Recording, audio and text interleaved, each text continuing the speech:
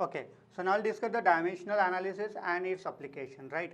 So any physical, okay, first application is principle of homogeneity, homogeneity of dimension. That is most important for us. Okay, so if I write down any correct equation, if I have any correct equation, so dimension of each and every term, whether it is added or subtracted, ठीक है, याद रखो, whether it is added or subtracted must have same dimension. Okay, so I can say that in correct equation, if I have a correct equation, in correct equation dimensions of physical quantity on both sides of that equal to sign must be same. मतलब अगर मैंने कोई equation ले ली, just will take example of kinematic equation x s equal to u t plus half of a t square, ut plus half of at square. Now we can see the dimension of s. Okay, dimension of s is must be equal to dimension of this term which is on right hand side. मतलब dimension of s must be equal to dimension of ut and must be equal to dimension of at square, half of at square. Okay, ये होना चाहिए. तो dimension अगर तुम्हें याद है तो can recall the dimension of s. So I can write down dimension of s. Dimension of s is length. बराबर है. Displacement is nothing but a distance traveled. Distance travel have a unit of meter. Meter को हम देखो उसका dimensional formula क्या हो जाएगा, L हो जाएगा. सिमिलरली अब यूटी का डायमेंशनल फॉर्मूला देखो, यू इज द वेलोसिटी, बराबर. Velocity can be written as distance travel, distance upon क्या होता है, डिस्टेंस अपॉन टाइम, एंड इसको टाइम से मल्टीप्लाई कर दो, टाइम गेट कैंसल, तो इसका भी डायमेंशन क्या होगा. So dimensional formula of this one will be equal to क्या आ जाएगा, एल आ गया. Similarly half of a t square का dimension of half of a t square. Now half का कोई काम नहीं रहेगा, बराबर है. तो डायमेंशनल कभी भी देखेंगे तो जो फिजिकल क्वांटिटी इन्वॉल्व है उसका ही डायमेंशन देखेंगे. The numerical value will not add any advantage for the physical dimensional analysis, right. So half of eighty क्या होता है, एक्सेलेरेशन. एक्सेलेरेशन क्या होता है, मीटर पर सेकंड स्क्वायर होता है, बराबर. यूनिट अगर उसका देखा जाए तो, या उसको फिजिकल क्वांटिटी को देखा जाए तो वेलोसिटी अपॉन टाइम, ठीक है, जिसको वेलोसिटी अपॉन टाइम मैं लिख सकता हूँ. एंड n2 यहाँ पे टाइम स्क्वायर आ गया. This can be written velocity again distance upon time, the distance upon time square हो गया into time square.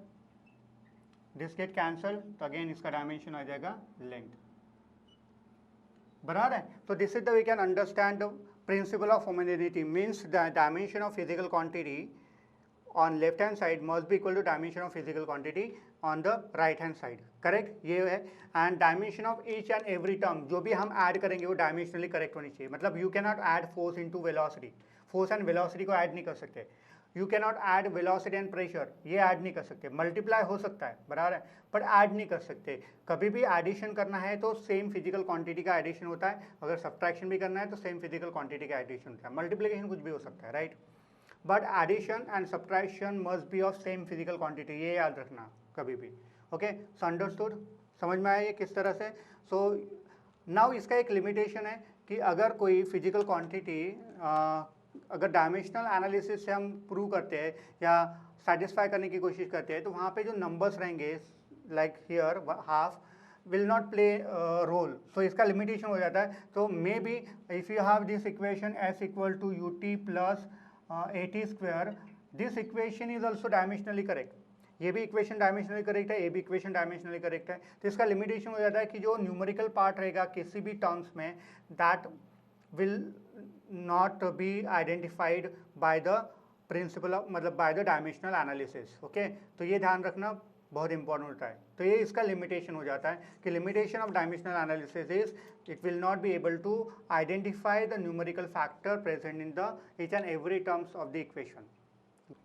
Now second application we can say that conversion of unit. Okay, so any physical quantity, okay, you can convert it into one system of unit to another system of unit. So any physical quantity, जैसे we know that there are different units, conversion units. Okay, just like a SI unit है, CGS unit है, MKS unit है, we have FPS unit, this system of units, right, है ना.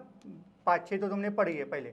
सो अगर मैं SI unit से किसी फिजिकल क्वांटिटी को CGS यूनिट में कन्वर्ट करना चाहता हूँ, okay, so for that conversion we need to know basic fundamental quantity, बराबर है, बेसिक फंडामेंटल क्वांटिटीज कौन सी है, and dimensional formula for derive quantity जिसको हमें कन्वर्ट करना है। जैसे प्रेशर को मुझे कन्वर्ट करना है, this is given in pascal, okay, उसको मुझे CGS यूनिट में कन्वर्ट करना है, उसका CGS प्रेशर, ओके, पास्कल मतलब मैं न्यूटन, इसको न्यूटन पर मीटर स्क्वायर लिख सकता हूँ, newton meter square, newton per meter square, this is the SI unit of pascal. अगर मुझे इसको CGS यूनिट में कन्वर्ट करना है तो आई मस्ट नो। सिमिलरली न्यूटन को कन्वर्ट कर सकता हूँ मैं, न्यूटन को डाइन में कन्वर्ट कर, आपको पता है कन्वर्शन फैक्टर, तो हम न्यूटन का डाइन में कन्वर्ट करेंगे। सो अगर किसी भी फिजिकल क्वांटिटी को, डिराइव क्वांटिटी को अगर मुझे एक यूनिट ऑफ सिस्टम से दूसरे यूनिट ऑफ सिस्टम में कन्वर्ट करना है तो आई must know the basic fundamental quantity and is dimensional formula, and again the dimensional formula of that derive quantity जिसका मुझे यूनिट कन्वर्शन करना है, okay. So you must know always that कि whenever you are converting physical quantity from one system of unit into another system of unit, then number into units conversion must be constant. What do you mean by that? That is, we can write down N1 U1 must be equal to N2 U2. N2 is the number, बराबर है, ये जो number आया था यहाँ पे, correct, and U1 is the dimensional formula for that particular quantity in that particular unit, okay, unit में ये यूनिट है उस पर्टिकुलर यूनिट। सपोज मैंने इसको मैं अप्लाई कर लेता हूँ फॉर सपोज फोर्स, फोर्स इसका यूनिट है न्यूटन, न्यूटन इन SI यूनिट, बराबर है, ये SI यूनिट हो गया एक यूनिट में, ओके। अब मुझे इसको कन्वर्ट करना है डाइन में, इन, ओके, ये CGS यूनिट में कन्वर्ट करना है, ओके।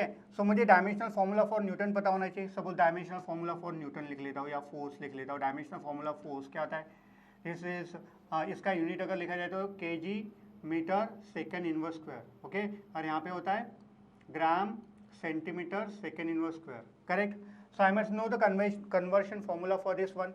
सो यहाँ पे लिख सकता हूँ मैं m/1, L/1, T/-2, correct, dimensional formula of this one, okay, and dimensional formula of dyne, that is force in unit 1 हो गया ना, ये U1 हो गया, U2 में dimensional formula for this one, ये भी वैसे ही होगा, करेक्ट, M1 L1 T⁻², दोनों का डायमेंशनल फॉर्मूला सेम रहेगा। अब देखो अगर तुम्हें यहाँ पे N1 देखा तो N1 conversion factor, okay, so I can substitute this one N1 into suppose m मास का, kg का कन्वर्शन अगर CGS यूनिट में करना है तो क्या होता है, 1 kg इक्वल टू 10⁻3, बराबर है, तो ये हो जाएगा 10⁻3 m1। अब ये यूनिट को मैं m1 डैश नाम दे दूँ क्या, नहीं तो कन्फ्यूजन हो जाएगा, m1 डैश 10⁻3 m1 डैश, तो ये सेकंड यूनिट में आ जाएगा N2 U2 is equal to 10⁻³ m1 dash, okay, और ये हो जाएगा लेंथ को कन्वर्शन करना है तो 10⁻² L डैश, एंड 10 टाइम का तो यूनिट सेम ही रहता है तो T⁻²। This can be written as, if you take out of this one, this will become 10⁻5 times m dash L dash T⁻², okay, and this is your 10⁻5 times, ये unit तुम्हारा था first, है ना, जो तुम लिख सकते हो, इसका डाइन में लिख सकते हो और इसको लिख सकते हो 1 न्यूटन, तो 1 newton equal to this one, this is the way you can get, okay. या ये फॉर्मूला याद रखो कभी भी, अगर इसको स्टैंडर्ड फॉर्म में, मैंने तो एग्जाम्पल लिया, तो अगर किसी का डायमेंशनल फॉर्मूला होगा m1 m2 m3, ओके, सो अगर लिखना है मुझे तो n2 अगर पता करना है, n2 is a numerical value, मुझे तो n2, ये तो n2 हो गया ना तुम्हारे लिए, सो डायमेंशन यूनिट ये U2 हो गया, दिस इज n2, तो we got n2 value of n2, numerical value of that particular physical quantity in the second और in another system of unit, okay. So n2 को मैं लिख सकता हूँ N1 इंटू डायमेंशनल फॉर्मूला अब terms में लिखता हूँ, अगर इसका सपोज पावर a होगा तो I can write down this one m1, इसको m1 ले लेते हैं, इसको m2 लेते हैं, वो डैश लेने के बजाय m1 m2 ले लेते हैं, ठीक है, इनटू इसका हो जाएगा L1 by L2 raised power b and T1 by T2 raised power c। Here अगर मैंने डायमेंशनल फॉर्मूला फिजिकल क्वांटिटी देखा था m raise to a, l raise to b and t raise to c, ये dimensional formula उस physical quantity का था। तो अगर n2 फाइंड आउट करना है तो इस तरह से तुम्हें लिखना पड़ेगा। तो यहाँ पे क्या करना पड़ेगा, m1 को m2 के टर्म्स में लिखना पड़ेगा या m2 को m1 के टर्म्स में लिखना पड़ेगा, डिपेंडिंग ऑन कि तुम्हें क्या चाहिए, ठीक है, समझ में आया।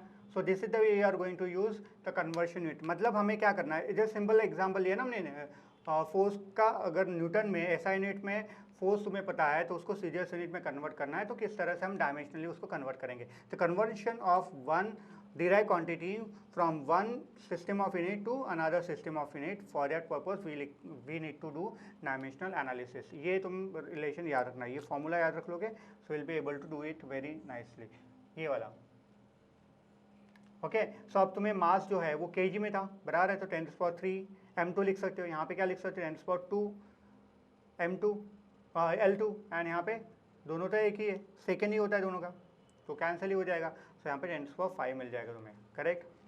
तो n2 will be 10⁻⁵ n1, okay. Next one is to find the relation among the physical quantity. अगर कोई मेरे पास में फिजिकल क्वांटिटी है and that physical quantity is having a relation with the another physical quantity, okay, so how will you have the exact relation between this physical quantity? So dimensional formula is used to find out the relation between these two physical quantity, okay। dimensionally अगर हम उनको correct कर लेंगे, so we can say that this physical quantity can be expressed in terms of these physical quantities, okay। just like we'll take an example of force, okay। we know that force is depends on the mass of the body and it also depends on the acceleration of body, but we don't know what is the exact relation between them, okay। so what we'll do, we'll take a force, okay, और फिर उसको हम कहेंगे कि force is proportional to mass m का power a and acceleration का power b है, okay। a and b are constant, okay, a and b are constant and power of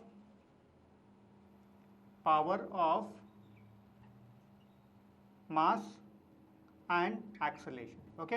मास और एक्सेलेरेशन के पावर मैंने ले लिए, ओके। वो पावर कितना है, क्या है, वो मुझे बतानी है, करेक्ट।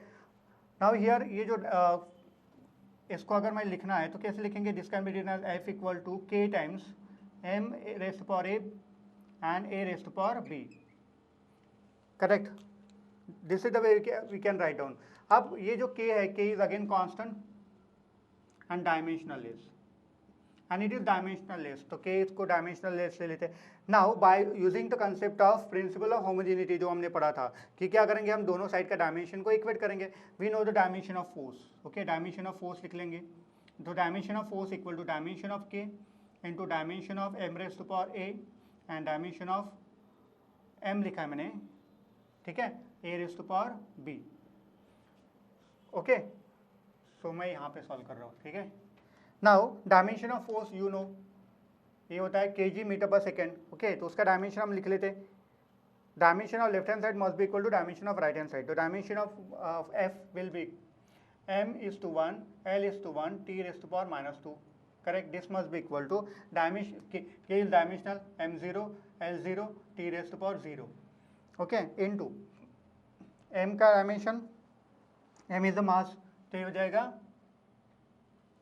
है कि नहीं, m⁻⁴ and acceleration is meter per second square, तो you can write down L1 t⁻⁻², raised to power, okay, a raised to power a आएगा, raised to power b, okay. Now equating this one, so can say that यहाँ पे जो equate करोगे, क्या देखो m raised to power 1 है, correct है, सो ये हो जाएगा तुम्हारा, this is m raised to power 1 is equal to m raised to power 0 plus a, करेक्ट, 0 plus a, यहाँ पे कोई टर्म नहीं है, correct. Similarly you can say that l raised to power 1 equal to, यहाँ पे l raised to power 0 है, बराबर है, और यहाँ पे 1 आ गया, तो 0 plus 1 and t raised to power यहाँ पे -2 है, 0.1 नहीं, 0 प्लस बी, ओके। और यहाँ पे देख लो T raise to power -2 is equal to T raise to power -2b। So अगर मैं इसके पावर को इक्वेट कर दिया, if I equate the powers of this to one, so I can get a plus 0 equal to 1. This implies a equal to 1, and 0 plus b is equal to 1. This implies power, equating powers, right? We'll get b equal to 1. Now we can substitute these values here, correct? इस equation में तो हमें क्या मिलेगा, f equal to k times k का dimension, वैसे भी dimensionally incorrect होता है और उसकी वैल्यू 1 लेते हैं, बराबर है। ये फॉर्मूले में k is equal to taken as 1, ऐसा नीट में इसकी वैल्यू n1 ले लेते हैं। तो अगर इसकी वैल्यू 1 ले ली तो it is equal to m raise to power a मतलब m, and a raise to power a b मतलब 1। So this is the way we can get this formula f equal to ma, बराबर है। तो पहले हमें पता नहीं था whether f is directly proportional to m का पावर कितना है, 1 है, 2 है, 3 है, कुछ भी पता नहीं था। तो हमने क्या कर लिया, उसका पावर एक्सपोनेंट ले लिया a और a का पावर ले लिया b। बहुत सारे इक्वेशंस हो सकते हैं ना, जैसे एरिया है 4πr², तो वी नो दैट कि area of the circle it depends on area of the sphere depends on the radius, but how it depends on the radius, तो उसका कितना पावर रहेगा उस पर डिपेंड करता है, तो वो नहीं पता था, इसलिए हमें क्या करना पड़ेगा, इस तरह से लेना पड़ेगा। So these are the 3 different methods that we use for the dimensional analysis, okay, and these are the applications.